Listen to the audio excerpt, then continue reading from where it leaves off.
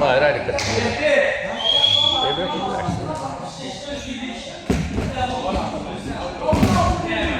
Stop. Dur. Ayağını verme şey. Vuruş daha oyna, şey vuruş oyna. Döyüş. Döyüş.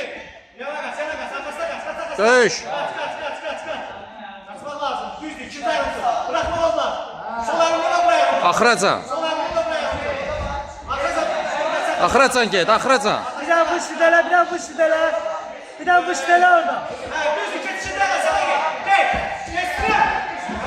Axıracan. Ala.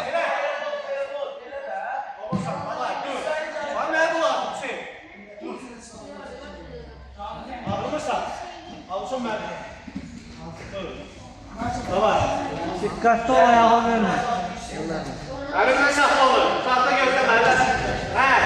Diren dikkatli ol, ayağı ver. Uzan kabağa. Uzan kabağa da senin çıktı yerine.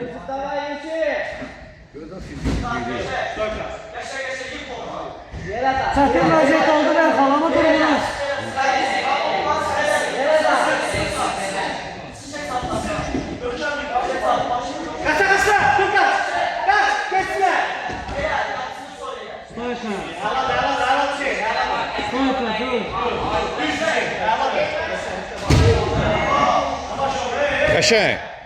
Qəşəng.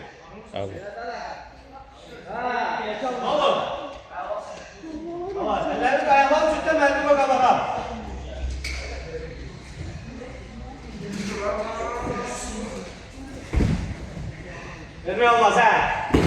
Uzanma, galiba uzanma. Dur, Sami. Özüne bir daha. Ayağı gözlə.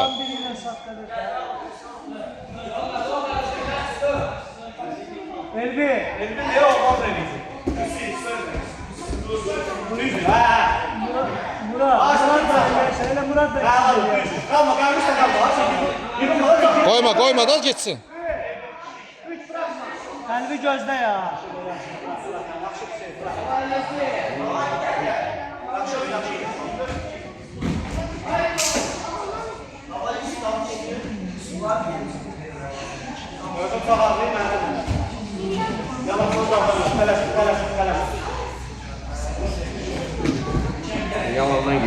Yalandan gir. Kaç skordan da 3'ün altında. Ha, tut ayağını, başı kaldı. Kalın başı. Başı kaldı.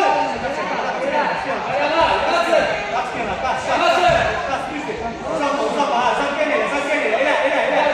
Ha, düz. Sen tak kenara. Çek. Sen bir gel hele. Başı kaldı önde. Güzel gözlüksen. At işmi kaldı da yerde. Çıkal bir hava aldın. Ayarladın. Vardığını niye koysa dur işte. Ala.